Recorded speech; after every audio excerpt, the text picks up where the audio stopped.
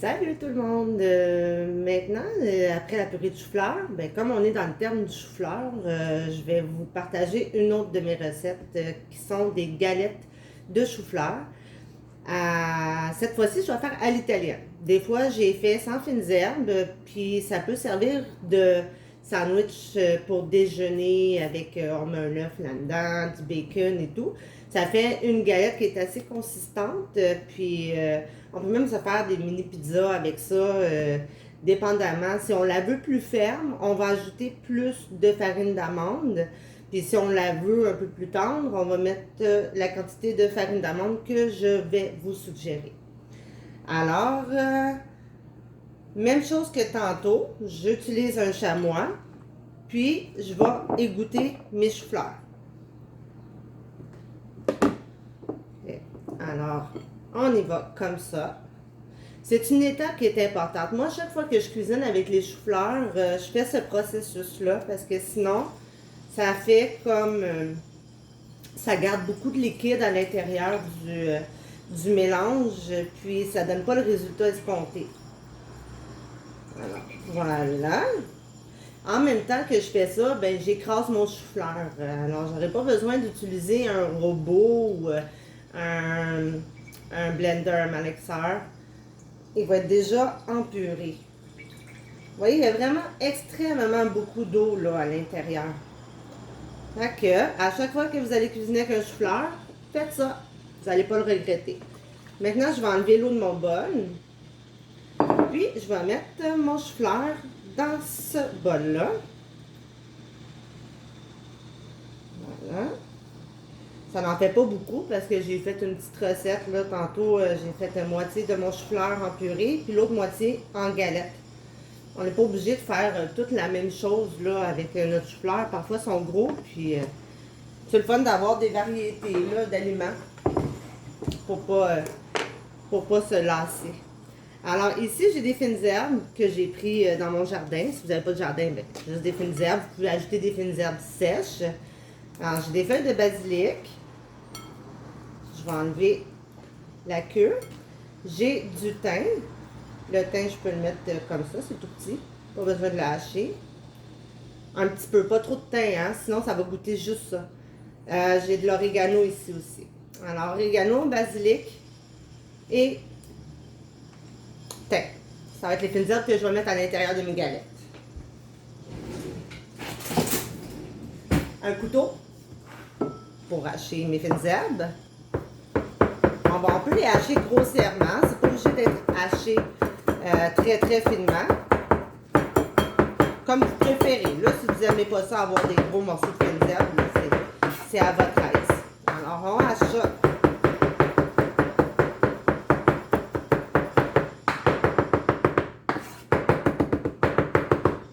OK.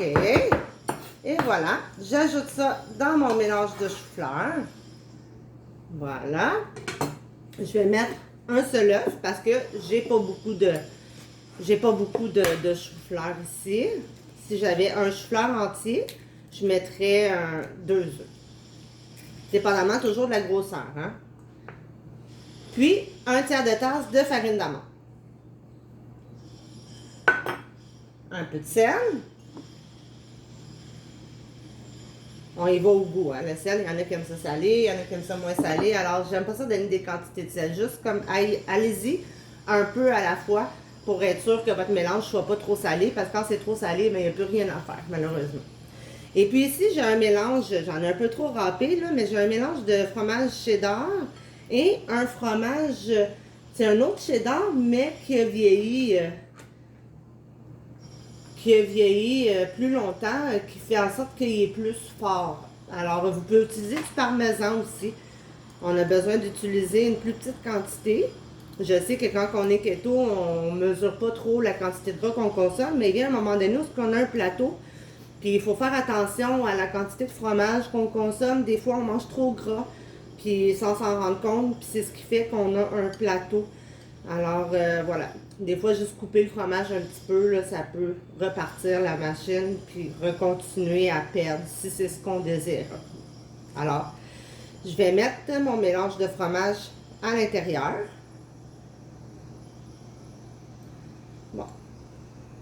Je vais en avoir assez. J'avais environ, tu vois, je mets à peu près une demi-tasse là, de fromage. Puis, ben là, on va venir mélanger tout ça.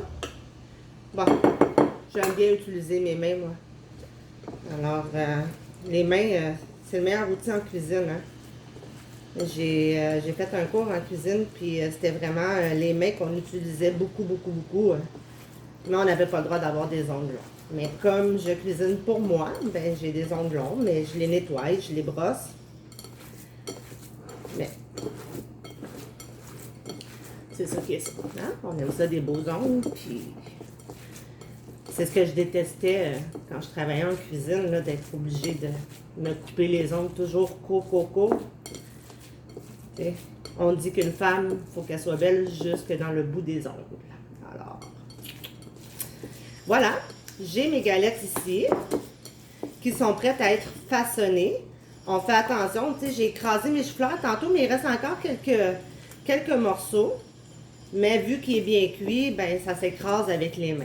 Alors, je les écrase en même temps que je fais mon mélange. Puis là, ce que je vais faire, c'est que je vais les façonner en galettes. Puis, je vais les faire cuire. Je ne vais pas vous montrer comment faire cuire une galette, là, mais je vais les faire cuire dans une poêle anti-adhésive. Je vais mettre un petit quart gras de mon choix. Là, j'ai du beurre fondu. Fait que je vais prendre du beurre fondu. Puis, je vais aller faire cuire mes galettes, toujours à un feu entre médium et élevé. Puis, ben, on reste à côté hein, pour éviter que ça brûle. Je vous reviens avec le résultat. Alors, voilà mon résultat. Avec un demi-chou-fleur, ça m'a donné 5 galettes comme ça. Vous voyez, regardez. Là, il ne faut pas oublier, elles sont encore chaudes, OK? Alors, elles sont encore délicates, étant donné qu'il y a du fromage. Lorsqu'ils vont tiédir, le fromage va durcir. Puis, c'est ça. On peut faire vraiment les servir seulement en accompagnement ou sinon, ben, une petite collation quand on a faim.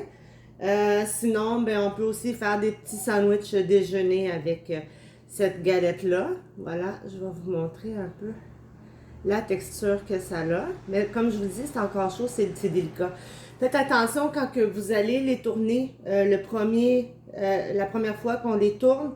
C'est très, très, très délicat. C'est normal, c'est mou. Alors, il va falloir y aller vraiment d'un coup sec avec la spatule en dessous pour être sûr de ne pas les casser.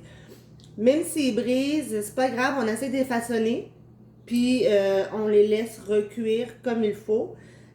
Comme je vous ai dit, à feu médium. Puis, on les tourne pas trop rapidement, OK? On donne le temps à l'œuf de cuire à l'intérieur pour pouvoir avoir une consistance un peu plus ferme. Alors, voilà. Puis, pour qu'est-ce qui est des chamois, ben c'est au magasin 1$ que vous les achetez. J'utilise toujours les mêmes chamois pour cuisiner. Je les relave, puis je les jette pas. Je les garde vraiment pour mon chou-fleur ou ben je les utilise aussi quand je fais du pain pour ma fille pour couvrir le dessus. Alors, ça vaut la peine d'avoir des petits chamois de cuisine comme ça. J'espère que je vous ai inspiré encore une fois. Bonne journée!